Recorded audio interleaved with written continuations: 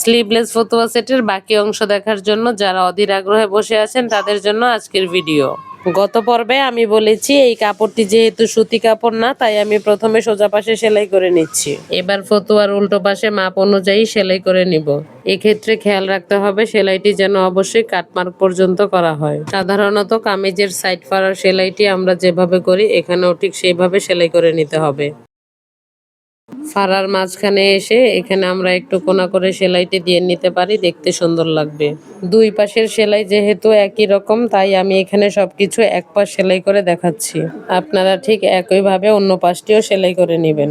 এই যে আমাদের ফতুয়া সেলাই করা কমপ্লিট হয়ে গেছে, এখন ফতুয়ার প্যান্ট সেলাই করে নিব। সাইড থেকে প্রথমে সোজা পাশে সেলাই করে নিয়েছি, সেটা স্কিপ করেছি, এবার উল্টো পাশে সেলাই করে নিচ্ছি।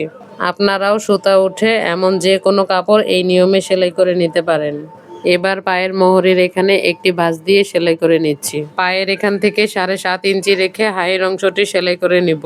প্যান্টের রাবার লাগানোর জন্য প্রথমে চিকন করে একটি সেলাই দিয়ে নিয়েছি। এবার 1 ইঞ্চির চেয়ে একটু বেশি চওড়া নিয়ে সেলাই করে নিব।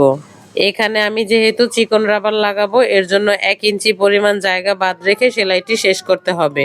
একই নিয়মে মাঝ বরাবর আরেকটি সেলাই দিয়ে নিব। এখানে দুটি চিকন রাবার নিয়েছি, রাবারটি লম্বাই হচ্ছে 16 ইঞ্চি। এবার একটি সেফটি পিনের সাহায্যে রাবার দুটিকে প্যান্টের ভিতরে প্রবেশ করিয়ে নিব।